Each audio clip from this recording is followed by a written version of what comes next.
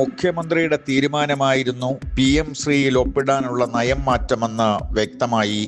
മന്ത്രിസഭയിലും പാർട്ടിയിലും മുന്നണിയിലും ഈ യു-ടേൺ നടപടി ചർച്ച ചെയ്തില്ല എന്നതും ഞെട്ടലുളവാക്കി. 27-ാം തീയതി നിർവാഹക സമിതി കൂടുമെന്ന് CPI പറഞ്ഞെങ്കിലും ചായക്കോപ്പയിലെ കൊടുങ്കാറ്റായി ഈ സംഭവം ഒതുങ്ങുമെന്ന് തന്നെയാണ് രാഷ്ട്രീയ വൃത്തങ്ങൾ നൽകുന്ന സൂചന.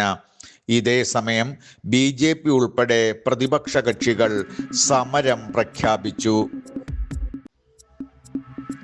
കേരളത്തിൽ തൊടിയിക്കില്ല എന്ന് വമ്പൻ ബെഡായി പറഞ്ഞിട്ട് കേരള സർക്കാർ PM ശ്രീക്ക് മുമ്പിൽ സാഷ്ടാംഗം പ്രണമിച്ച് വീണുവെന്ന് പ്രതിപക്ഷ ഉപനേതാവ് PK കുഞ്ഞാലിക്കുട്ടി ആരോപിച്ചു. മലപ്പുറത്ത് മാധ്യമങ്ങളോട് സംസാരിക്കുകയായിരുന്നു അദ്ദേഹം. ഞാൻ വളരെ താഴെയായിരുന്നു. ആശ്രയമായത് ഗ്ലോബൽ ഗേറ്റ്വേ ആണ്.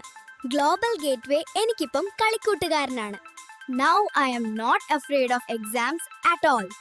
I will sleep peacefully even the night before the exam. ഇടുക്കിയിൽ ആരംഭിക്കുന്ന സർക്കാർ മേഖലയിലെ 4ാമത്തെ ആയുർവേദ മെഡിക്കൽ കോളേജിന് ആരോഗ്യമന്ത്രി വീണ ജോർജ് ഇന്ന് ഉച്ചതിരിഞ്ഞ് 2:30 തറക്കല്ലിടും. ഉടുമ്പൻചോല ഗ്രാമപഞ്ചായത്ത് പരിധിയിലാണ് പുതിയ ആയുർവേദ മെഡിക്കൽ കോളേജ് നിർമ്മിക്കുന്നത്. നവമാധ്യമങ്ങൾ ഉയർത്തുന്ന കനത്ത വെല്ലുവിളി നേരിടാൻ പരമ്പരാഗത മാധ്യമങ്ങൾക്ക് സംരക്ഷണം നൽകുമെന്ന് കേന്ദ്ര വാർത്താവിതരണ പ്രക്ഷേപണ മന്ത്രി അശ്വിനി വൈഷ്ണവ് പറഞ്ഞു. റേഡിയോയ്ക്കും ടെലിവിഷൻ TRPയിലും അമിത നിയന്ത്രണങ്ങൾ ഒഴിവാക്കും. ഇനി നിങ്ങളുടെ കുട്ടികൾക്ക് പരീക്ഷകളിൽ ഫുൾ മാർക്ക്. അവർ ഇനി ഒരു ക്വിസ് ഗെയിം പോലെ പരീക്ഷകളെ ഇഷ്ടപ്പെടും. വിദ്യാർത്ഥികൾക്കിടയിൽ തരംഗമായിക്കൊണ്ടിരിക്കുന്ന പ്രാക്ടീസ് എക്സാം ആപ്പ് ഡൗൺലോഡ് ചെയ്യുവാൻ പ്ലേ സ്റ്റോറിൽ ഗ്ലോബൽ ഗേറ്റ്വേ എന്ന് ടൈപ്പ് ചെയ്യുക. സബ്സ്ക്രൈബ് ചെയ്യുമ്പോൾ ഡിസ്കൗണ്ട് ലഭിക്കുവാൻ ഈ നമ്പറിൽ ബന്ധപ്പെടാം. താങ്ങാനാവാത്ത തരത്തിൽ ഫീസ് വർദ്ധിപ്പിച്ചതിൽ താമരശ്ശേരിക്കാരൻ അർജുൻ തിരുവനന്തപുരത്ത് കാർഷിക കോളേജിലെ പഠനം ഉപേക്ഷിച്ചതായി വാർത്ത.